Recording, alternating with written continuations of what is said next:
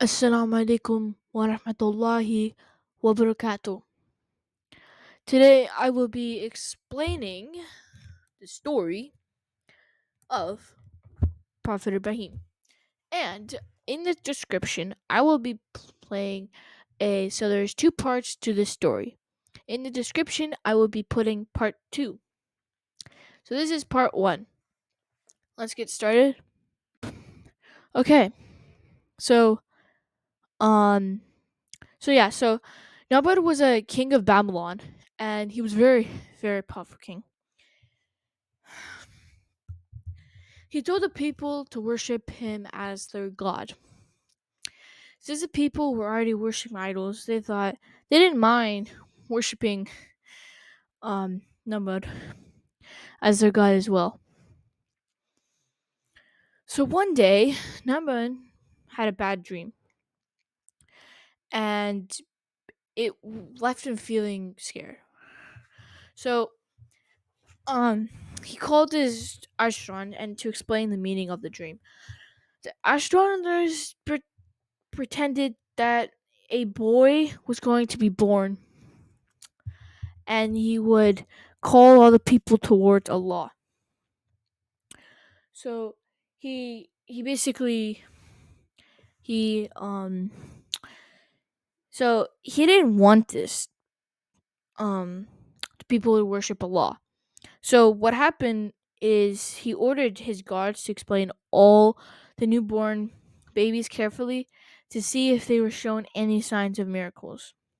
When he realized to when he failed to realize that when Allah wanted to send out a prophet, nothing could stop him. By Allah's wish, Prophet Ibrahim's mother was going to have a baby. Nobody found out. Allah arroganted Allah arrogant it so that no one would be able to explain Prophet Ibrahim. For 13 years, Prophet Ibrahim lived far from the city so that the soldiers would not try and hurt him. When Allah wished for him to return to the city, Prophet Ibrahim went to live to live return so he basically went to the city to live there and spread Allah's message.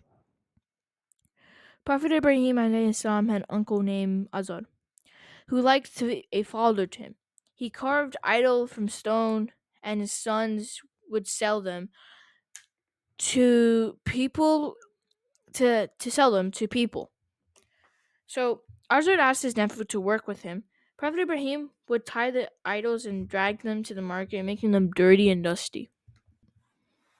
So then he would tell the people in the market to come and buy the idols that were so lifeless and helpless.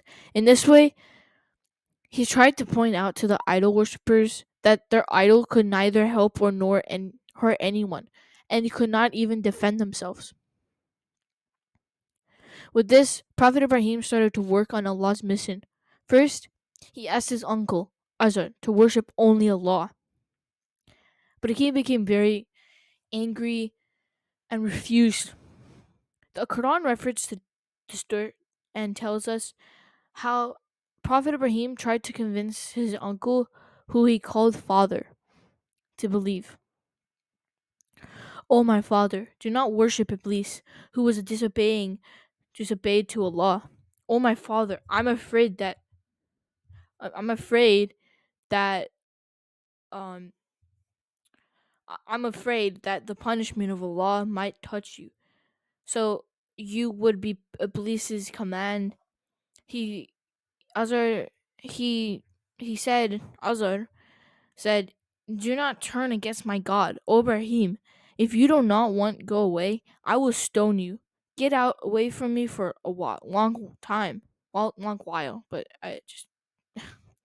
But so he Ibrahim said, "Peace be upon you. I will pray to my Lord to forgive you. He is most gracious to me." Prophet Ibrahim did not give up at all. Instead, he became more determined to carry out his mission. He continued to show people how illogical it was to worship idols. In chapter 21, ayat 57 to 70 of the Noble Quran, there is an incident describing how Prophet Ibrahim showed the people helpless of the idols. So every year, the people of Naman used to celebrate a festival, which was held outside the city. Everyone, young and old, attended the ceremony. Sorry. So, uh, Prophet Ibrahim took advantage of the situation and stayed behind. So he went to the temples where all the idols were kept. There was no more guards watching. He took an axe and like he started breaking the idol after idol. I'm telling you, like all the idols he saw kept on breaking. He he broke all of idols except one very large one. Prophet Ibrahim left his idol alone because it was part of his plan to teach the people a lesson. When the people returned to the town and found their gods broken, they became very angry. Since they knew that Prophet Ibrahim was against idol worshipping and that he had stayed behind while they went to the festive, they brought him to court and asked him if he had broken the idols. Prophet Ibrahim simply pointed this to the big one, the big idol that was still standing, and said, "Why don't you ask him about it instead?" The people knew that the idols could not speak, and they felt quite embarrassed. Using the opportunity to explain how useless the idols were, Prophet Ibrahim continued, "Shame on you for worshipping piece of wood and stone that don't know anything and can neither benefit nor harm you." However, instead of listening to Prophet Ibrahim, the people started shouting, "Burn him alive, burn him alive." Noah decided to burn him. For the next few days, people got busy gathering up firewood. Soon, there was a big pile of wood, and it was lit to make a huge bonfire. The flames leaped high into the sky, and the heat was so intense that no one could go near it. So, Prophet Ibrahim had to be thrown in the capital. In a capital. So, if you don't know what a capital is, I don't really know how to explain it, but I'm gonna try.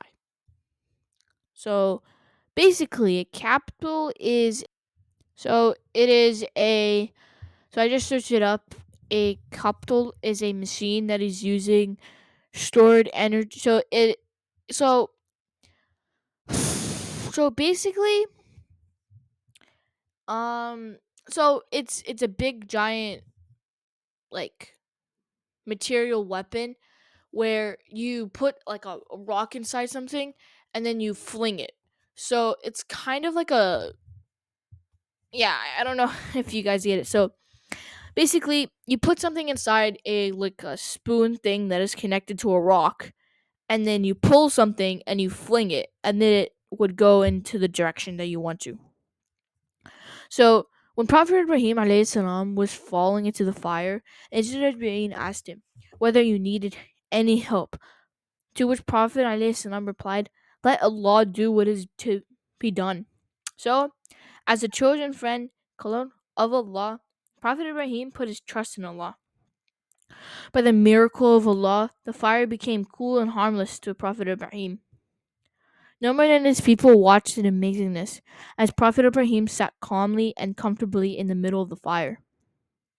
They said, "Burn him to ashes if you want to help your gods." We, Allah, said, "O fire, be cool and peaceful to Prophet Ibrahim." To Ibrahim. After the event of the fire, Naaman called for Prophet Ibrahim and asked him, "Who is your Lord? Is the Lord other than me?" Prophet Ibrahim replied, "My Lord is the one that gives life and causes death."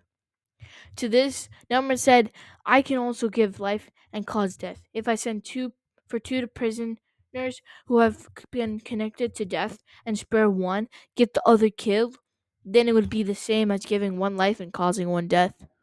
one to die." Prophet Ibrahim replied to this, "Know your No, you were only right if you were able to bring back the dead, one to life. Anyway, my lord can make the sun rise in the east. If you're so powerful, make it rise in the west.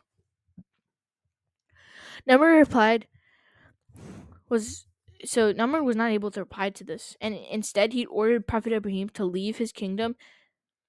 Prophet Ibrahim thus took his family and left the Beit of Moshe in Palestine. So I hope you guys enjoyed this part 1, and in the next video I will be doing part 2. Hope you guys enjoyed that one. Don't worry, the part 2 will be in the description. So yeah.